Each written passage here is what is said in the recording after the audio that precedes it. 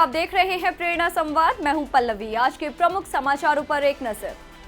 मध्य प्रदेश के Kuno national park पहुंचे चीते। प्रधानमंत्री नरेंद्र मोदी ने चीतों को पार्क में छोड़कर एक बार फिर किया चीता युग का शुभारंभ। नामीबिया से 8 चीते मध्य प्रदेश के श्योपुर जिले के पालपुर कूनो नेशनल पार्क पहुंच गए।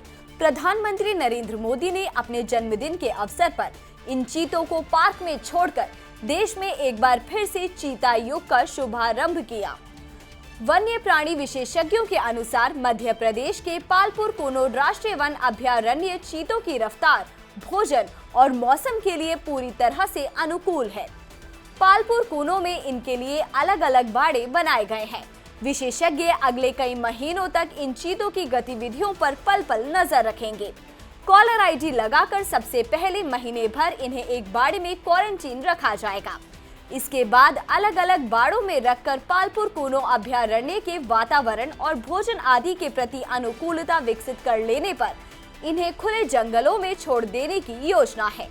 आपको बता दें कि देश में यह चीता आखिरी बार 1952 में देखा गया था। मेक्सिको के प्रेमी जोड़े ने हिंदू रीति रिवाज से की शादी, आगरा में लिए 7 फेरे। मेक्सिको के एक 45 साल के प्रेमी जोड़े ने आगरा में हिंदू संस्कार पद्धति से विवाह किया। वैदिक मंत्रों के बीच अग्नि के 7 फेरे लिए।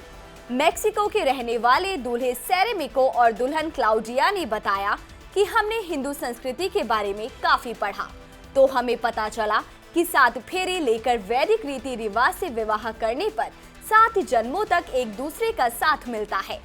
इसीलिए हमने भारत आकर हिंदू रीति रिवाज से विवाह करने का निर्णय लिया। 72% भारतीय कामगार सीख रहे नए डिजिटल स्किल्स। कंपनियों को हर कर्मचारी को देना होगा अपनी तरह से सीखने का मौका। कोरोना महामारी के बाद रिमोट वर्किंग शुरू होने से डिजिटल ट्रांसफॉर्मेशन की रफ्तार दुगनी हो गई है, जिससे पूरी दुनिया में आज ऐसे कुशल कर्मचारियों की मांग सबसे ज्यादा है जिनके डिजिटल स्किल्स बहुत अच्छे हों। सेल्सफोर्स के नए ग्लोबल डिजिटल स्किल्स इंडेक्स के अनुसार 19 देशों के 23,000 कर्मचारियों पर किए गए सर्वे से पता चला कि सिर्फ 27% लोगों को लगता है कि सफलता के लिए जरूरी डिजिटल स्किल्स सीखने के लिए उनके पास पर्याप्त साधन है, जबकि भारत में 66% लोग मानते हैं कि उनके पास पर्याप्त साधन है। यही नहीं, भारत में 72% लोगों ने कहा कि वे अभी डिजिटल स्किल्स सीखने में जुटे हैं ताकि भविष्य के वर्कफोर्स के लिए तैयार रहें। आपको बता दें कि 2024 तक ऐसे जॉब्स की संख्या 12% तक बढ़ जाएगी जिनके लिए डिजिटली स्किल्ड होना जरूरी होगा।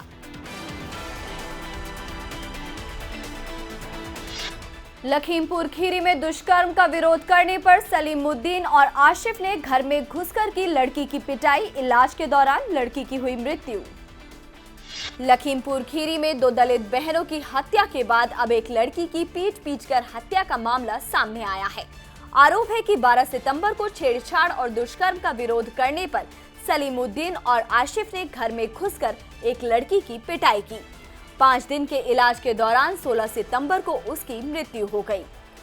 पूरे मामले पर पुलिस ने बताया कि 12 सितंबर को मारपीट हुई थी। परिजनों की शिकायत पर मुकदमा दर्ज कर लिया गया है। मुकदमे में धाराएं बढ़ाई जा रही हैं। आरोपियों को सख्त सजा मिलेगी। केंद्र सरकार के प्रयासों से ऊर्जा के क्षेत्र में स्वावलंबन की राह पर अग्रसर हुआ भारत। प्रधानमंत्री मोदी ने 15 अगस्त 2021 को राष्ट्रीय हाइड्रोजन मिशन की थी शुरुआत। वर्तमान समय में ऊर्जा आधारित मानवीय गतिविधियां समय के साथ तेजी से बढ़ रही हैं। ऐसे में ऊर्जा आवश्यकताओं को पूरा करना किसी चुनौती से कम नहीं है, क्योंकि आने वाले वर्षों में हमारी ऊर्जा आवश्यकता 14,500 टेरावाट प्रति घंटे तक हो जाएगी। इन्हीं चुनौतियों को ध्यान में रखते हुए प्रधानमंत्री नरेंद्र मोदी ने 15 अगस्त 2021 को राष्ट्रीय हाइड्रोजन मिशन आरंभ किया था। वर्ष 2070 तक सरकार कार्बन तटस्थता का लक्ष्य प्राप्त करने के क्रम में 2030 तक कार्बन उत्सर्जन को 50% तक कम करना चाहती है।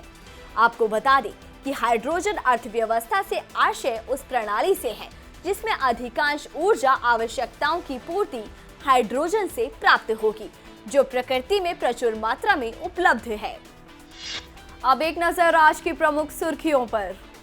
उत्तर प्रदेश के मदरसों में सर्वे का काम जारी। मेरठ में सर्वे के दौरान मौलानाओं ने किया विरोध। सब्जी पर पेशाब करके बेचने के आरोप में पुलिस ने किया शरीफ को गिरफ्तार। बरेली में कार में बैठे युवक ने बनाया था वीडियो। भारतीय रेलवे आने वाले फेस्टिवल सीजन को देखते हुए चलाएगा special train. Festival special train का जारी किया गया टाइम टेबल। राजस्थान सरकार पर एनजीटी की कार्रवाई। पर्यावरण नियमों की अनदेखी मामले में 3000 करोड़ का जुर्माना। पीएम मोदी के जन्मदिन पर प्रयागराज में कार्यकर्ताओं ने किया 8 रक्तदान शिविरों का आयोजन। ब्लड बैंकों को भरने की है तैयारी। अंबेडकर नगर में वोकल फॉर लोकल के अंतर्गत हस्तशिल्पियों द्वारा उत्पादों की 23 से 25 सितंबर तक लगेगी प्रदर्शनी। आज के समाचारों में इतना ही। फिर लेकर आएंगे कुछ नए समाचार। तब तक के लिए नमस्कार।